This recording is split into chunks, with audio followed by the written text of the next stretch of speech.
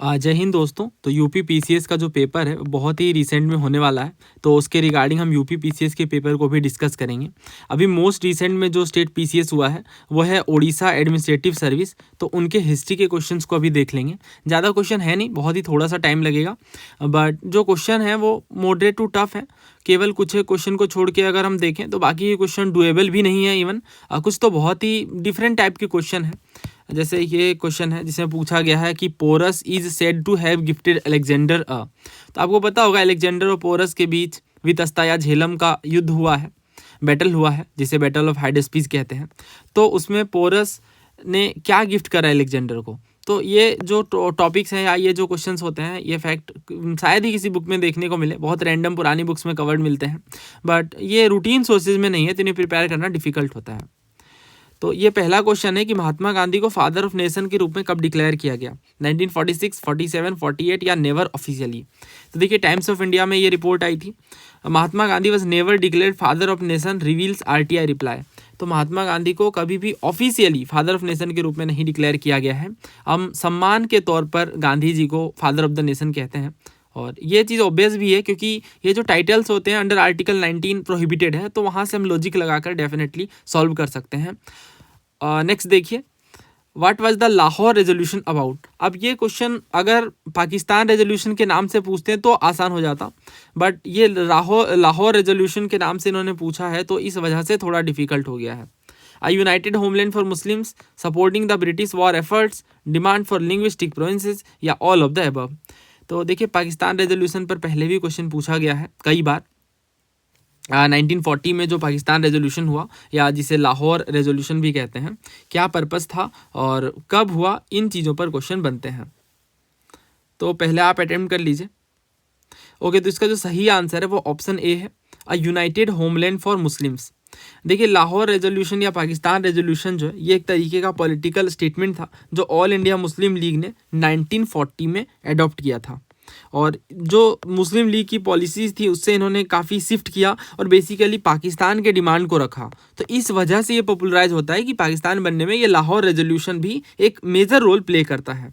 अब इसमें इंपॉर्टेंट बात क्या है कि ये जो पाकिस्तान रेजोल्यूशन है ये ड्राफ्ट किनके द्वारा किया गया, पहली चीज़। दूसरी चीज़ है कि किन्होंने प्रेजेंट किया। तो रेजोल्यूशन जो प्रपोज किया गया, प्रस्ताव रखा गया, वो ए के फजलुल हक जी ने रखा है, ठीक है, ए.के. फजलुल हक ने। और जो बहुत सारे लीडर्स भी इन्होंने सपोर्ट किया, जैसे कि मोहम्मद अली जिन्ना ने सपोर्ट करा। और जो पाकिस्तान रेजोल्यूशन है इसके ड्राफ्ट की जब बात आती है तो आंसर आएगा सिकंदर हयात खान। सिकंदर हयात खान ने जो है वो ड्राफ्ट किया पाकिस्तान रेजोल्यूशन को, ठीक है। तो इस तरीके से फैक्चुअल क्वेश्चन भी स्टेट पीसीएस में पहले पूछे गए हैं। Famous Pakistan resolution was passed in. तो फेमस पाकिस्तान रेजोल्यूशन लाहौर में। अब अगर ये क्वेश्चन आपने किया है तो इसे आप सॉल्व कर सकते हो इस तरीके से, ठीक है, what was the Lahore resolution about. तो ये पीवाईक्यूज की हेल्प से ही हो पाता है।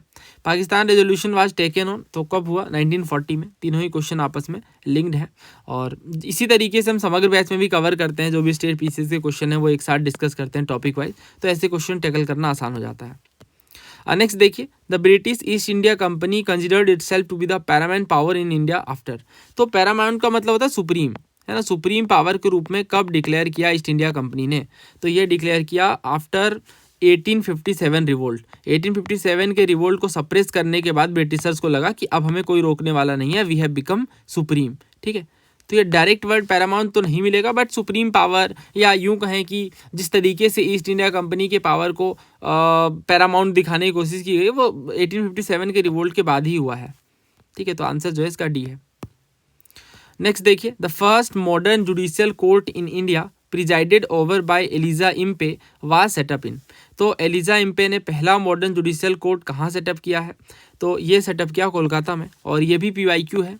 The first chief justice of the supreme court establish in India at Calcutta in 1774। तो 1774 में कलकत्ता में जो सुप्रीम कोर्ट बनती है उसमें फर्स्ट चीफ जस्टिस होते हैं एलिजा इम्पे, ठीक है। और ये भी इसका सोर्स भी बहुत सिंपल है, स्पेक्ट्रम और लक्ष्मीकांत वगैरह में ये कवर्ड देखने को मिल जाएगा, जहाँ पे भी फर्स्ट जो सुप्रीम कोर्ट ऑफ कलकत्ता की बात आएगी वहाँ पे ये टॉपिक कवर्ड होता है। देखिए डायरेक्ट एक्शन डे पर रिसेंटली क्वेश्चन भी पूछा गया था, फिर से पूछ लिया गया कि डायरेक्ट एक्शन डे क्या है। तो मुस्लिम लीग ने डायरेक्ट एक्शन डे जो है वो 16 अगस्त 1946 को ये डिक्लेयर किया, और इस पर क्वेश्चन भी पूछा गया है, बट उसमें ईयर वाइज पूछा गया है। ठीक है, तो इसका जो सही आंसर है वो ऑप्शन सी है। ठीक है, मुस्लिम लीग ने जो है वो डायरेक्ट एक्शन डे के रूप में डिक्लेयर किया है। तो डायरेक्ट एक्शन डे किसे रेफर किया जाता है?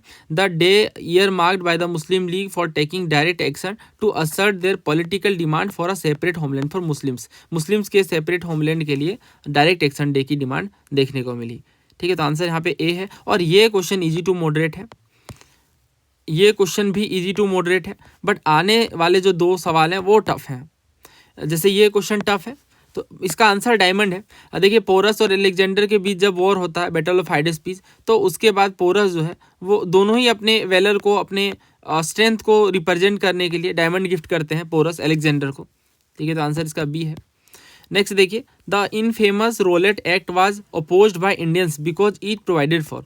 ये क्वेश्चन थोड़ा आसान है, इसमें हमने कवर भी किया है ये बैच में रोलेट एक्ट के बारे में काफ़ी डिटेल में, कि रोलेट एक्ट को ही anarchical and revolutionary crimes act कहते हैं।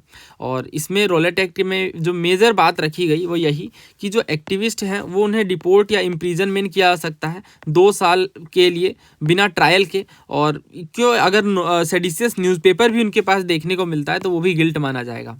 दैट मीन्स अगर कोई इंडियन है उस टाइम पे, रोलेट एक्ट के टाइम पे, और अगर उनके पास कोई न्यूज़पेपर मिलता है जिसमें किसी तरह की आज़ादी की बात की गई या ब्रिटिश गवर्नमेंट के खिलाफ कोई बात की गई है, तो उन्हें बिना किसी ट्रायल के इम्प्रीजन किया जा सकता है, जेल में डाला जा सकता है 2 सालों तक। तो ये काफ़ी हार्श है, और साफ समझ आ रहा है कि किस तरीके से इंडियंस की आवाज़ को, वॉइस को दबाने की कोशिश की जा रही है थ्रू दिस एक्ट। ठीक है, तो ये सेडिशियस का मतलब वही होता है देश विरोधी, या यूं कहें आपकी ब्रिटिश सरकार के विरोधी। तो trying of seditious cases without a jury, बिना किसी ज्यूरी के। ठीक है, इसमें बहुत फेमस ये लाइन थी, बिना वकील, बिना अपील और बिना दलील, है ना। बिना वकील, बिना अपील और बिना दलील के जो है 2 साल तक इम्प्रीजनमेंट किया जा सकता था। तो इस वजह से ये काफ़ी खतरनाक था, और इवन इंडियंस ने काफ़ी इसको अपोज किया रोलेट एक्ट को इस वजह से। ठीक है, नेशनल मूवमेंट को अपोज कर रहा था, somehow we can say that, but direct तो एसोसिएटेड नहीं है मेरे ख्याल में। हेम्परिंग द इकोनॉमिक ग्रोथ, ये भी डायरेक्ट एसोसिएटेड नहीं है कि इकोनॉमिक ग्रोथ को रोकने के लिए ये स्टार्ट किया जाए।